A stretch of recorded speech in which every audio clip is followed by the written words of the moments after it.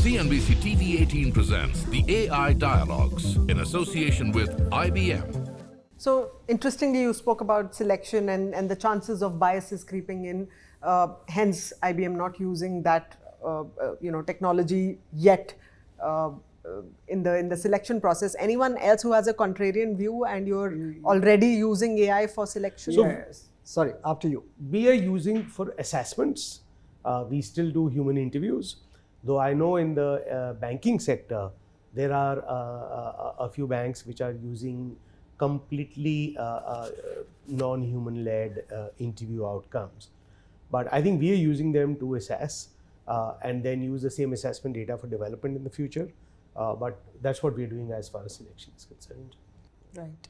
Yes, Satish. Yeah, so talent acquisition is an area where we are using AI, but then we're using it in areas which are not really assessing people. We are using it, and that's a conscious decision we are taking, because as Bikram said, we also want, still now are using humans to do the interview to eliminate the biases.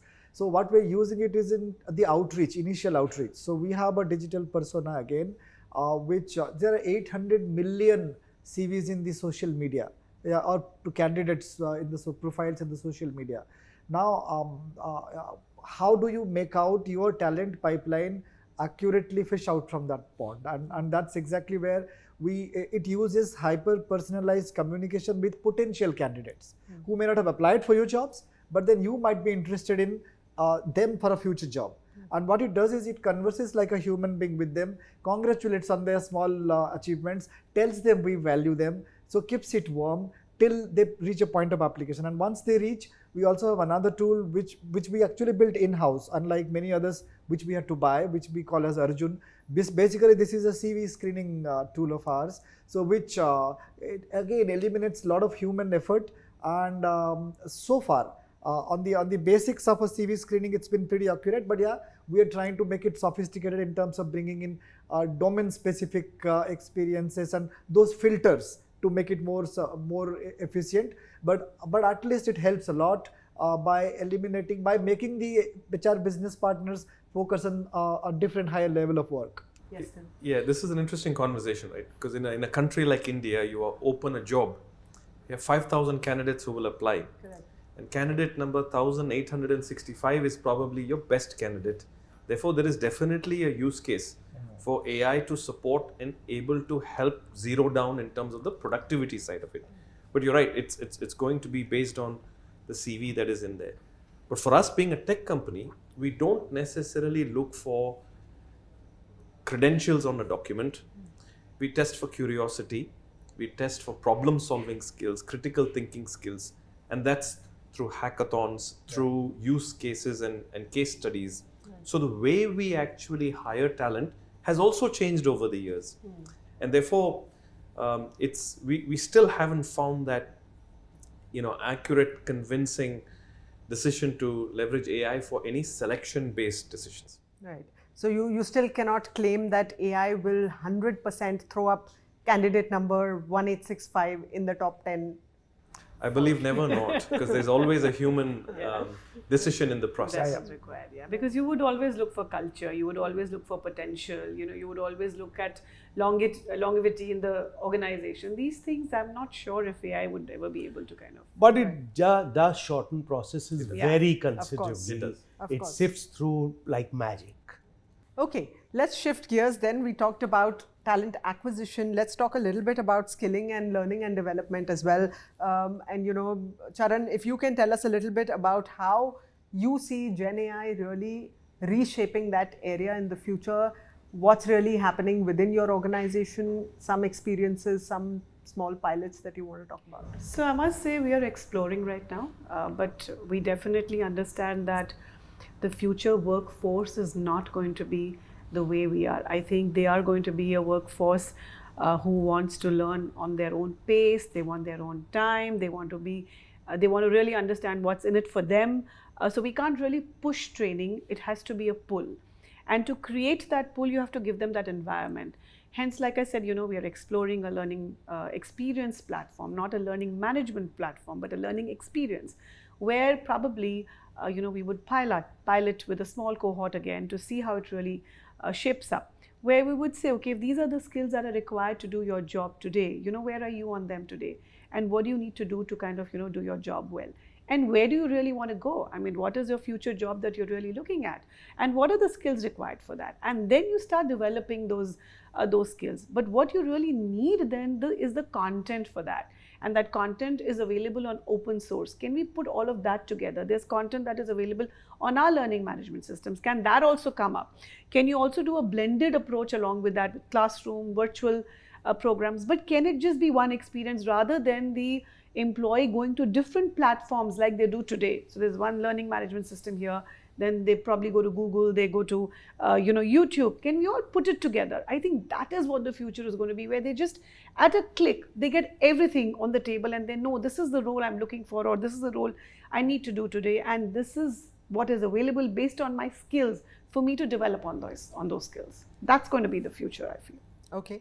And Satish, at Maruti Suzuki, again, auto sector, always a large workforce. You are the biggest car manufacturer in India, and you have a surprisingly low attrition rate. So give us a sense of what's happening on the L&D front or the skilling front, and how you are harnessing AI in that area. So on the L&D front, yes, what we are doing is not very different from what everybody is doing. Everybody these days has a learning LMS platform.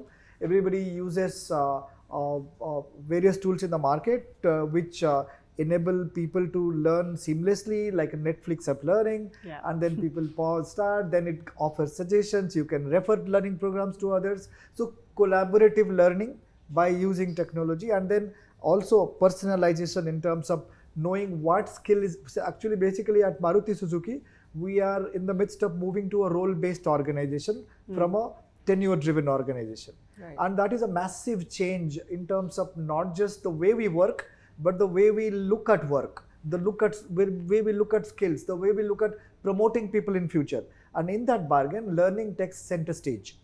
And that is exactly where our learning management system today is being, we are investing and reviewing it to make it more and more Gen AI with Gen AI power, so that people get personalized scope for learning, and it reflects in their skill upgradation, which eventually will help them grow. Coming to the second part, where people managers. Now we also have a lot of people who are young managers, but then at the same time, people management is not a skill we are born with.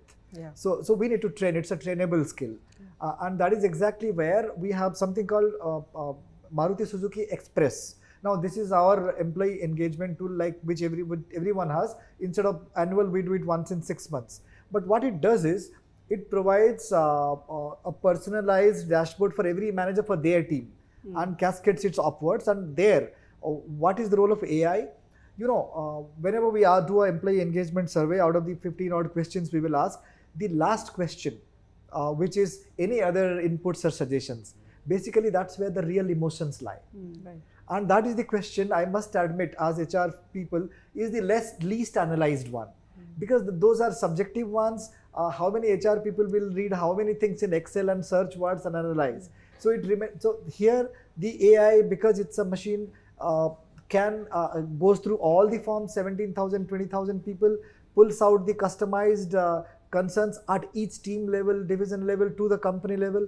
And not only, it doesn't stop there, it actually offers solutions on how to solve. Right. So that is where it helps the young managers or people managers to do better by using AI.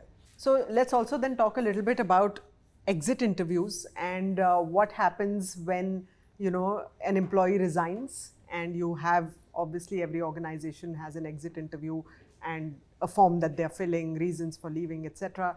How do you then engage AI for retentions, especially if it's a very valuable employee? Thiru, you want to give us some insights on that?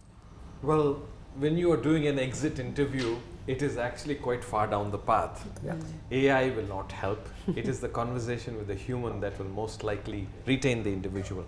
However, when you have a global organization with lots of employees, we want to be able to proactively analyze which are the parts of the organization across which part of the world, what skill, what level are we actually going to be seeing attrition.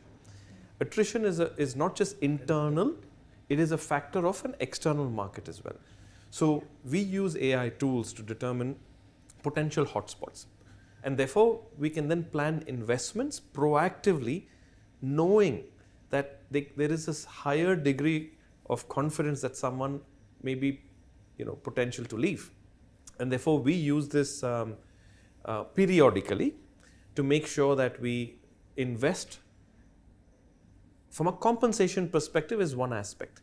The second aspect is, it's not just, people don't just leave for money. And they leave for certain experiences if they are not learning, if they are not growing their careers, etc. And therefore, we have solutions that nudge the manager to say, you haven't had a career conversation with this employee for more than 8 months. Perhaps you should schedule a conversation.